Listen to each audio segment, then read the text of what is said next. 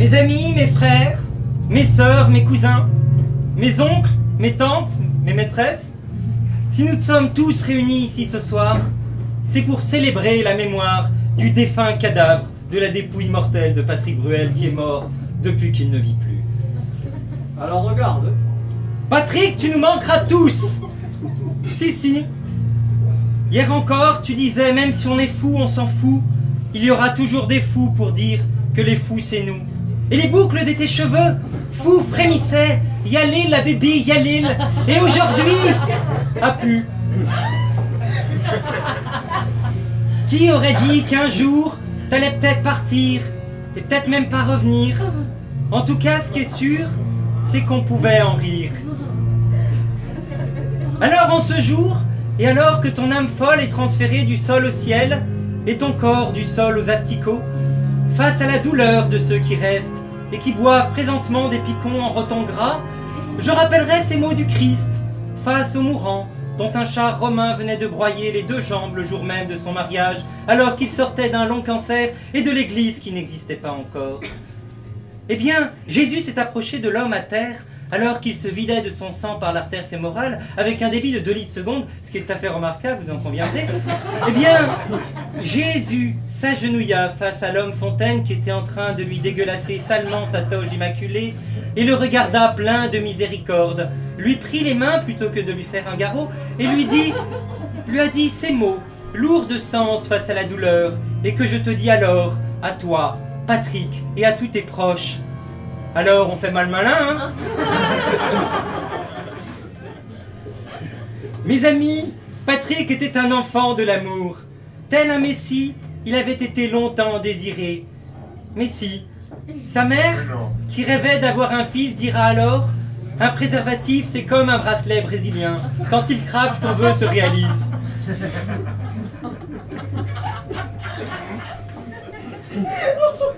Enfant, le jeune Patrick est un être solitaire qui aime la nature.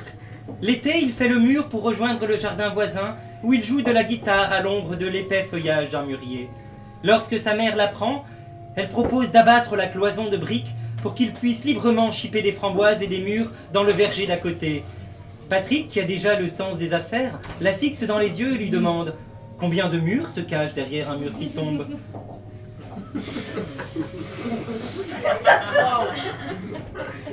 Adolescent, Patrick se met à la chanson.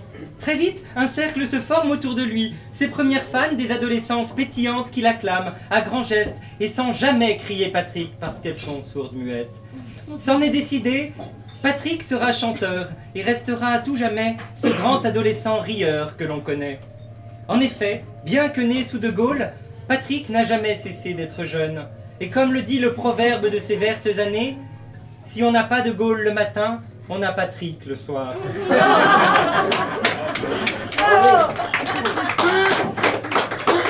Oh, mort insolente! Pourquoi nous avoir ravi Patrick si tôt? Hier encore tu cassais ta voix et aujourd'hui tu casses ta pipe. C'est une voix qui s'éteint avant même d'avoir mué.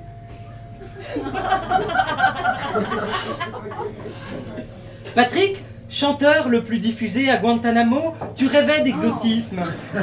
Alors, nous t'avons fait un cercueil en bambou, et c'est avec une émotion immense que l'on se souvient de ce soir, où quelques mélomanes fanatiques t'ont bâillonné et ligoté dans cette boîte où tu reposes à présent. Ton âme s'est exprimée longtemps encore. Je me souviens d'un tel me disant « Écoute, il tape sur des bambous et il est musicien », comme le chantait Philippe Laville. Ou de cet autre qui te répondait « Et tu tapes, tapes, tapes, c'est ta façon d'aimer », comme le disait Bertrand Cantat.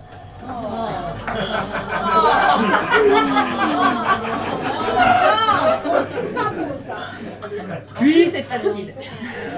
Puis tu t'es tu et le sourire du devoir accompli s'est affiché sur toutes les lèvres.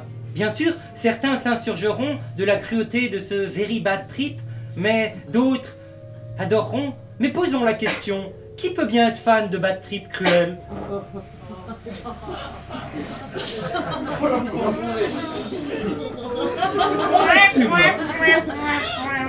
Et voilà qu'à présent, tu faisandres lentement. Alors demain, dès l'aube, à l'heure où blanchit la campagne, ta dépouille partira vers ta dernière demeure, en train. Départ 6h14 de Toulouse-Matabio, puis changement en Narbonne 10h32, pour Strasbourg, arrivée 21h16, puis Bâle 23h10, Zurich 1h13 et enfin 7h23, direct Paris au service.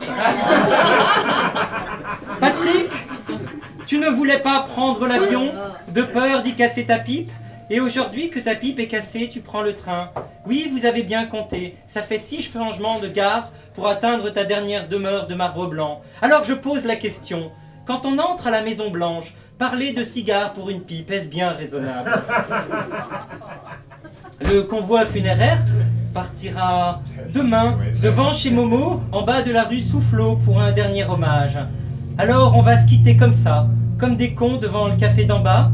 Puis le convoi partira le long des trottoirs usés par les regards baissés vers le Panthéon, comme tu l'aurais souhaité, place des grands hommes.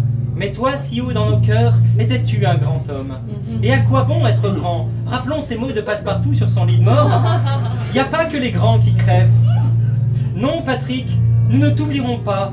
Nous viendrons te voir souvent, dans 1 mois, 1 an, 1 décennie. Tiens, si on se donnait rendez-vous dans 10 ans, même jour, même heure, même tombe. Bravo.